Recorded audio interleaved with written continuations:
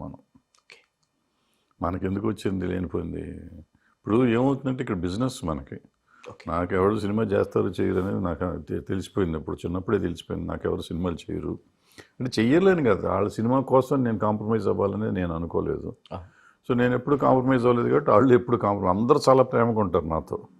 కానీ మీరు చూడండి నాతో ఎవరో సినిమా చేయలే. డైరెక్టర్లు కానీ హీరోలు కానీ ఎవరు నాతో సినిమాలు చేయరంటే వాళ్ళ వేరియస్ రీజన్స్ అయ్యి.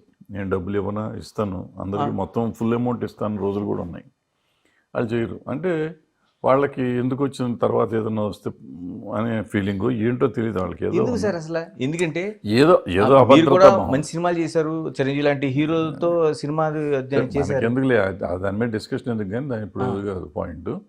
సో నేను లాగానే ఉంటాను, నేను మారను కాబట్టి. సో నేను లాగానే కంటిన్యూ అవుతున్నా. మిగిలిన వాళ్ళకి ఏంటంటే పలానా వాళ్ళతో పని ఉంటుంది మనకి, ఎందుకు ఏది మాట్లాడినా తప్పు అవుతుంది కదా అనేది పాయింట్. అందుకు నేను దానికి చెప్తానికి చెప్పారు తప్ప వాళ్ళు డేట్లు ఇవ్వలేదు అనేది బాధ లేదు, నాకు ఇబ్బంది ఏం లేదు.